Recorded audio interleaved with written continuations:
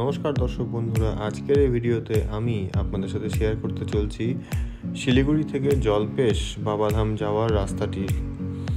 এবং আমি এই মুহূর্তে আছি ইস্টার্ন বাইপাসে। এখান থেকে আমি almost 35 to 40 kilometre distance cover করব।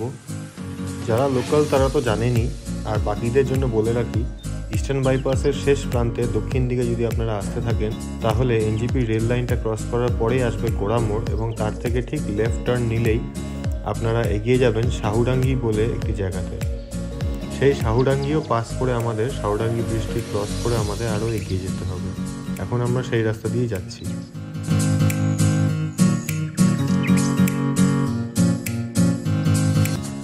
শাহু ব্রিজটি পার করতেই রাস্তা দুদিকে ডাইভার্ট হয়ে যায়। একটি রাস্তা আমবাড়ি হয়ে বেলাকোপার উদ্দেশ্যে রওনা হয়ে যায় এবং অপর রাস্তাটি আমাদের কানেক্ট করে দেবে স্টেট হাইওয়েতে গন্ডার মোড়ের মধ্যে। বলা বাহুল্য এই জায়গাটি প্রচণ্ড কনজেস্টেড এবং কোনো রেগুলেশন নেই, ট্রাফিক যেখানে সেখানে যখন তখন চলে আসে। এই মুহূর্তে গজলডোবা যাওয়ার জন্য সবাই এই রাস্তাটি প্রেফার করছে।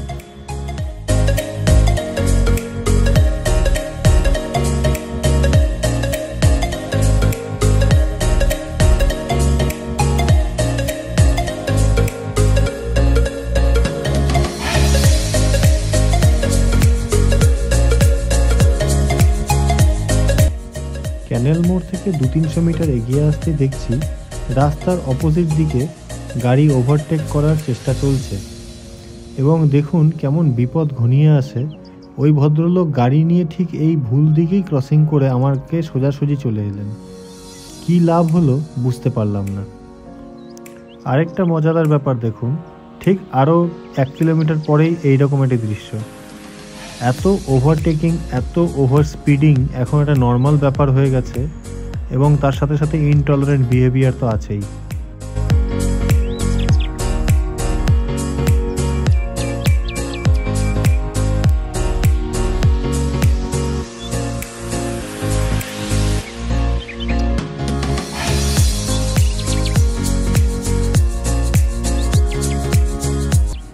অবশেষে স্টেট হাইওয়ে 12 এর সাথে মিলিত হলাম। জায়গাটির নাম গন্ডার মোড়। যারা এখানে আগে 5-10 বছর আগে এসছে তারা এখনের সাথে তুলনা করলে অবাক হয়ে যাবে।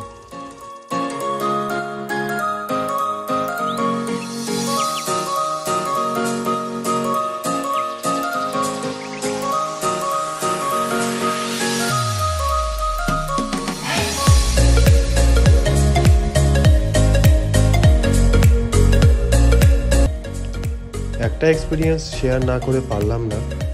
রাস্তাটি নতুনভাবে নির্মাণ করার পরে up and down lane bifurcate হয়ে যাওয়াতে সুবিধা হয়েছে অনেকটাই। যারা ড্রাইভিং করছেন তারা একটু ধ্যান রাখবেন, একটু খেয়াল রাখবেন যেন হঠাৎ করে কোনো পশু বা মানুষ ক্রসিং না করে ফেলে, তার কারণ বিপদ রাখতে আর সময় লাগবে না তখন। তাছাড়া এরকম রাস্তাতে সুযোগ পেলে পরে ওভারটেকিংয়ের ক্যালিটা অনেকেরই উপচে পড়ে। যেমন এখানে দেখতে পাচ্ছ ট্রাক আর বাস চলছে এবং তার সাথে সাথে 4 হুইলারটাও কম্পিটিশন দিয়ে নিজের রাস্তা বের করার চেষ্টা করছে, যেটা না করলেই নয়, বাট হয়ে যায়। কখনো আমি নিজেও সেরকম করে ফেলি। একটু সাবধান হয়ে এখানে গাড়িটা চালানো উচিত।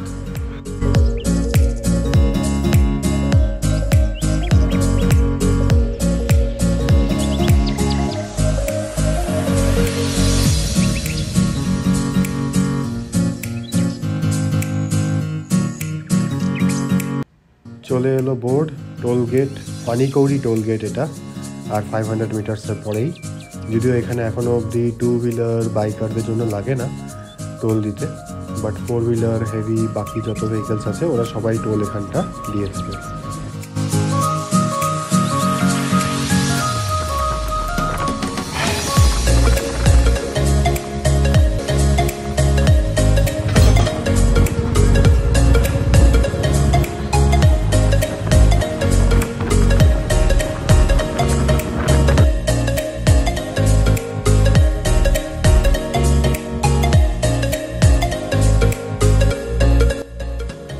এবং চলে এলো ফাটাপুকুর পানিকৌড়ির পরেই। এখানে স্টেট বাস, এনবিএসটিসি যেগুলো থাকে তাদের স্টপেজ।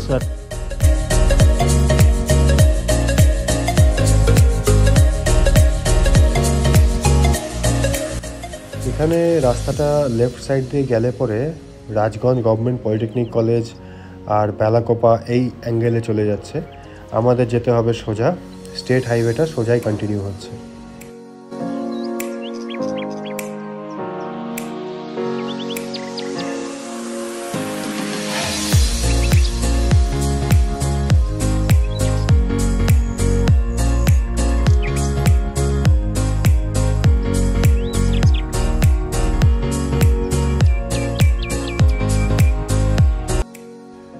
সামনেই চলে আসছে ডাইভারশন। একটা ডাইভারশন লেফট সাইডে নিয়ে নিলে পরেই আমরা পেয়ে যাব বিএসএফের সেক্টর হেডকোয়ার্টার্স রানীনগরে। আর আমরা ফ্লাইওভারটা ক্লাইম্ব করছি এই জন্যই, এটা দিয়ে বাইপাস করে আমরা পৌঁছে যাব মোহিতনগর পার করে জলপাইগুড়ির উদ্দেশ্যে।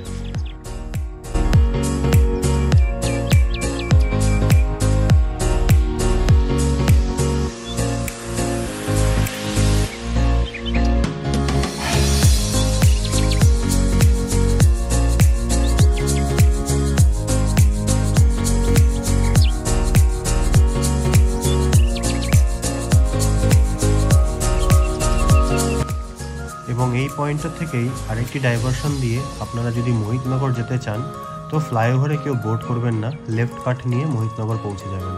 বাট ফ্লাইওভার নিয়ে নিলে কিন্তু একদম মোহিতনগরের উপরে ক্রস করে হলদিবাড়ি মোড় ক্রস করে আপনি নেমে যাবেন পাহাড়পুর জলপাইগুড়ির উদ্দেশ্যে যে রাস্তাটা আছে সেখানে।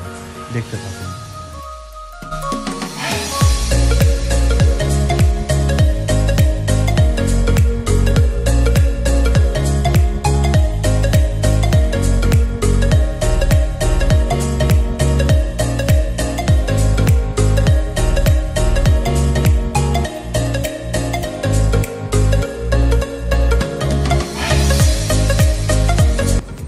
অবশেষে চলে এলাম আসাম মোড়। এখানে ট্রাফিকে কিছুক্ষণ দাঁড়াতে হলো। আসাম মোড় থেকে রাইট টার্ন নিয়ে নিলে পরে আমরা কিন্তু জলপাইগুড়িতে প্রবেশ করতে পারবো।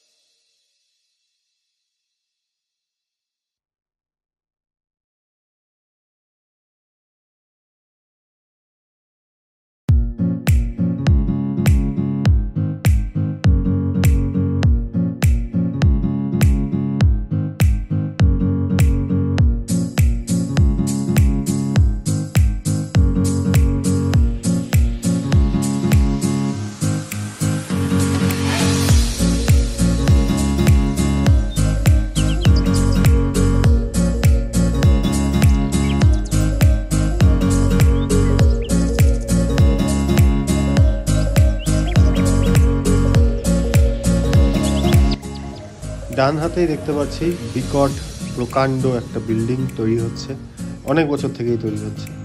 এটা হচ্ছে জলপাইগুড়িতে অবস্থিত কলকাতা হাইকোর্টের সার্কিট বেঞ্চ।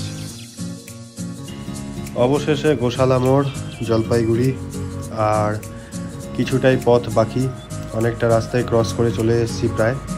এখানে একটু ট্রাফিক জ্যাম ছিল, সেটাও আমরা ক্রস করে এখন পার করব এবং যাব আমরা ময়নাগুড়ি জল্পেশ মন্দিরের উদ্দেশ্যে।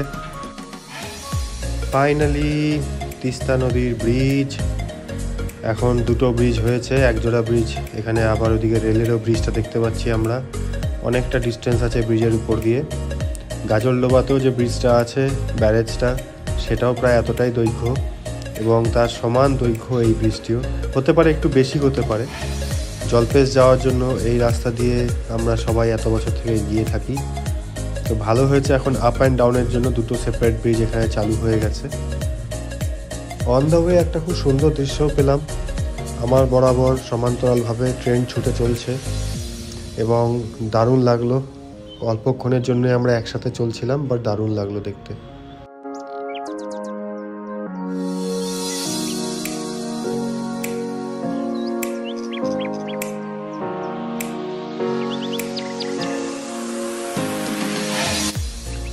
আসাম মোড় এসে গেলাম এবং আসাম মোড় থেকে রাইট টার্ন নিয়ে আমরা রাজ্য সড়ক 12A অবলম্বন করে এগিয়ে যাব। আর এখান থেকেই জলপেশের মন্দিরের রাস্তাটা আমরা ধরে নেব। বাঁদিকে যে রাস্তাটা গেল ওটা ময়নাগুড়ি টাউন বাস স্ট্যান্ডের দিকে, দেবীনগরের দিকে চলে গেল।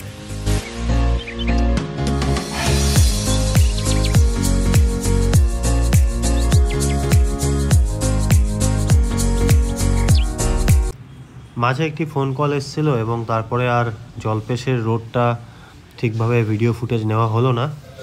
তো এইবারে একদম মন্দিরের সামনেই আপনাদের সাথে দেখা হচ্ছে।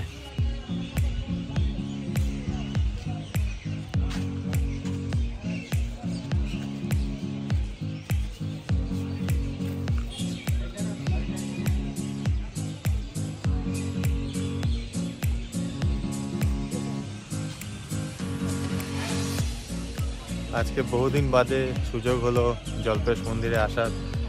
অনেক দিনের একটা ইচ্ছা ছিল, আর শেষমেশ এমন সময় ভগবান আমাদের ডাক দিলেন যেই সময়টা আমরা জানতামও না যে পূজাটা জাস্ট হবে।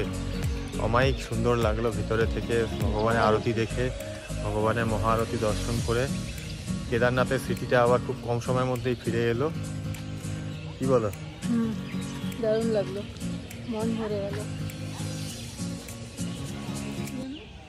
মন্দির প্রাঙ্গণের প্রাকৃতিক সৌন্দর্য এবং পাখির ডাকের কলরব মন ভরিয়ে তুলল। দেখুন আপনারা, এখানে আমি কোনো ব্যাকগ্রাউন্ড মিউজিকটাও ইউজ করব না।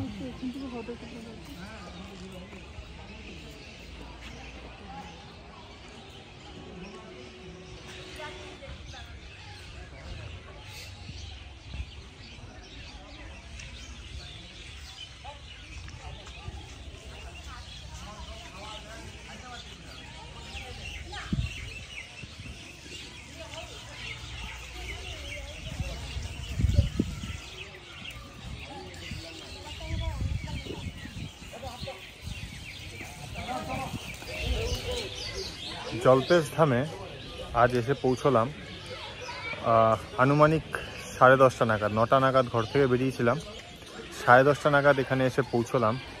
এবং পৌঁছানোর পরে আমরা এইখানে প্রবেশ করতে করতে মোটামুটি 11:30 গর্ভগৃহে। বাইরে একটা 20 টাকার টিকিট কাটতে হয় পার হেড। যদি আপনার পরিবারের 5 জন আসেন তাহলে 100 টাকা আপনার টোটাল পড়বে, আপনি একা এলে 20 টাকা পড়বে। গেটের বাইরেই আপনি ফল, ধূপকাঠি এইসব পেয়ে যাবেন। ভিতরে এসে বাঁ দিকটাতে গেলে অশোক গাছের পাশে একটি জায়গা আছে যেখানে আপনি পেয়ে যাবেন 20 টাকা দিয়ে জল এবং ঘট, সেটার মধ্যে ফুলও থাকবে। তো সেই সমস্ত কিছু নিয়ে 20 টাকার টিকিট কেটে আপনি গর্ভগৃহে চলে যাবেন। এবং গর্ভগৃহে যাওয়ার পরে সেখানে আমাদের যেটা টাইমিং ছিল, 11টার দিকে যখন প্রবেশ করলাম তখন আমাদের সেবায়েত বললেন যে 1 ঘন্টা ওয়েট করলে পরে একদম পুজোই দেখতে পারবো, আরতি দেখতে পারবো। তাই আমরা সম্পূর্ণটাই দেখলাম আর উপভোগ করলাম। অনেক বছর বাদে আমি আবার এলাম আজকে এখানে, তো বেশ ভালো লাগলো। অনেক দিন পরে আবার হয়তো সুযোগ পাবো, কবে সুযোগ পাবো সেটাও শিওর নেই, কাজকর্মের জীবন। তো দেখা যাক।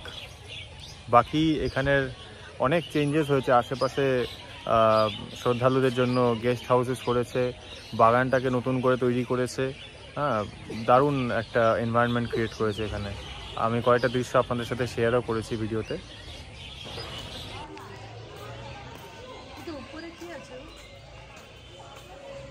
কোন উপরে? ওইটা গেস্ট হাউসে যায়। এটা যখন অনেক শ্রাবণ মাসে ভিড় হয় তখন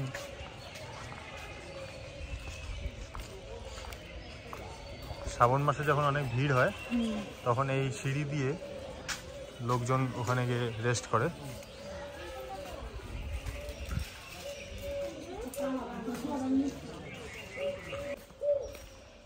এখন ভিড় নেই, ওই জন্য এগুলো সব বন্ধ আছে।